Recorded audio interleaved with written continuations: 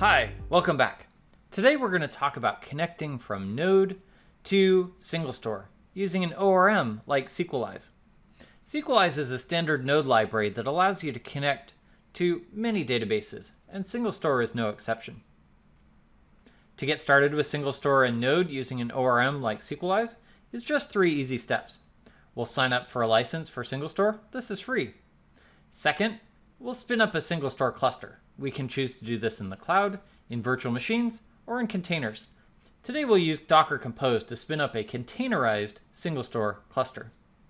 And finally, we'll adjust our connection details to connect to SingleStore. Let's dig in. First step, sign up for SingleStore. Come here and fill in your information. Once you click on the link in the email, you'll get to the portal. Here we can start up manage clusters, and we can see our other profile details. If we click on software licenses, we'll get our license key. This license key is what we'll use to spin up our cluster in Docker. Back at the repository, here's our Docker Compose file. This Docker Compose file reads this license key from an environment variable, or we can paste our license key right here. We'll also set our root password. As part of spinning up our cluster, we'll map in the init.sql so that it will automatically instantiate our database and fill it with the content that we need. I've already spun up a SingleStore cluster and it's running here. Docker Compose up, and we're all set.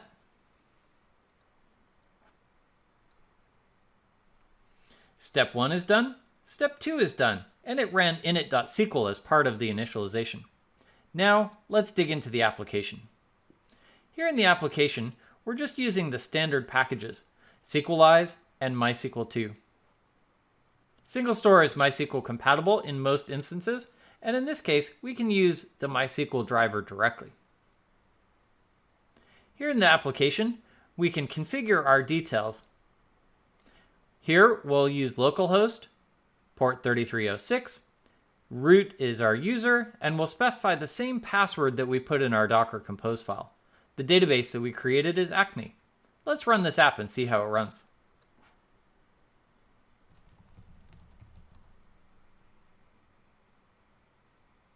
Great. We flex all of the standard mechanisms, create, read, update, and delete, and it looks like everything worked out just fine. Let's dig into the application and see how it works. We're pulling in Sequelize, and we're using the standard MySQL driver. SingleStore is MySQL compatible, and so installing Sequelize together with MySQL 2 works great. We're going to start off by initializing our ORM. We might choose to do this in an external file in most applications. In this case, we'll just do it in a function right here in this single code file. Next, we'll create a new message. We'll create that message based on the content that we want in place, and then we'll read back the ID of that message that we created. We'll read a message, get that message, and if we didn't find a message, we'll log not found. Otherwise, we'll log the details of this message. Next, we'll update a message, pass in some new content, and document that we've updated it. Now we'll read all the data out of our database, loop through each record, and write out the content to the console. Finally, we'll delete that message. Delete is a keyword in JavaScript, so we'll call this delete underscore. And then finally, we will close our database so that our Node program will exit cleanly. Let's take a look at each of those functions. We'll init the Sequelize ORM by defining this message table together with all of the columns in our message object. Now here we have enough information to make it interesting: a string, an auto-incrementing primary key, and a date column. Just a little bit to keep this sample interesting. We'll turn off timestamps so that it doesn't automatically create a last modified and create date columns. Here's our create message.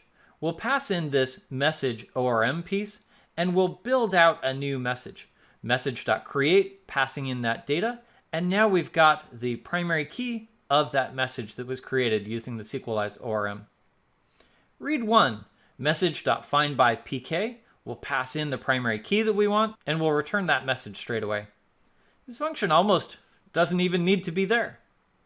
Read all as well. We'll .findAll, grab all of the results, and return them back to our calling function. Update is really similar. We'll pass in the ID and the content, and we'll say message.update this thing. Here's our selection criteria, where ID, and we'll update that message. Here's the delete function, where we pass in the ID, and we'll say message.destroy, passing in that where clause. Finally, we're going to call that main method, which will kick off all the things. Here in that main method, we instantiate our connection, initialize our ORM, create, read one row, documenting that row. We'll update the row, read all the rows, and delete.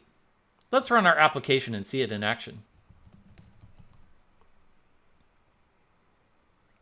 So we inserted row 3. Then we read a row. Here's that row that we read, row 3, inserted row, today's date.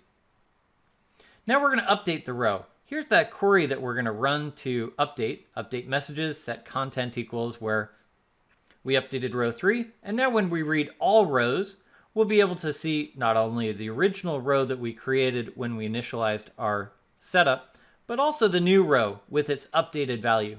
Finally, we'll delete from messages where ID equals 3, and our application is done. You can get started with Node and SingleStore using the Sequelize ORM by cloning the repository in the link below. Feel free to clone this, fork it, and use it in your application to get started with Node and SingleStore right away. Thanks for watching.